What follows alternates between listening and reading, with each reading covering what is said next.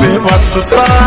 इस video को लाइक करें, हमारे चैनल को गोरखपुर में पान खइहा जोबनपुर में नसता। मोहन काला ताजा राजा कट जाई रसता। आवो मारा लंदन जाता रहो तू तो लंदन। आवो मारा लंदन जाता रहो तू तो लंदन।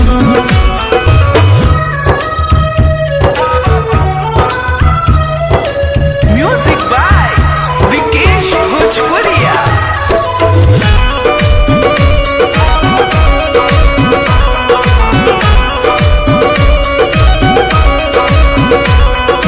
चोली बाजार में बोली ना बोली हो लहंगा नगर बा पीछे में गलिया गली में मोलिया सा पास बनोट घीचे में। अरे चोली बाजार में बोली ना बोली हो लहंगा नगर बा पीछे में गलिया गली में मोलिया सा पास बनोट घीचे में।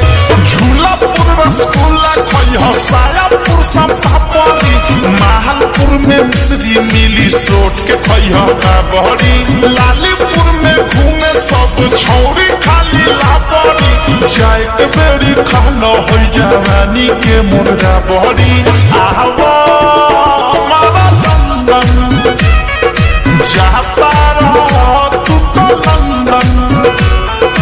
आवो मारा लंदन जाता रहो तू तो लंदन।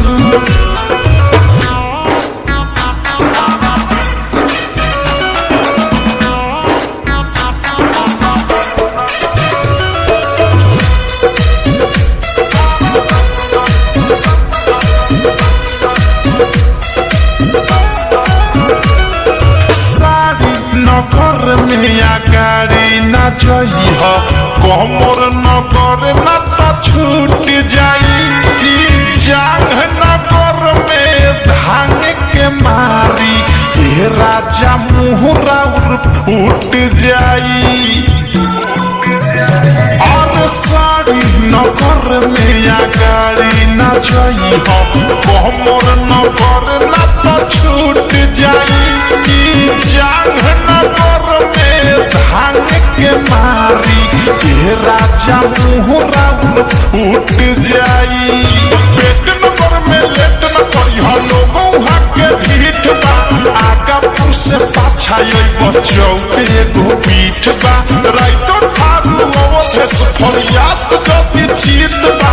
चुमा लेके देखई मिठाइयों से मीठ बा। आवो मारा लंदन जाता रहो तू तो लंदन। आवो मारा लंदन जाता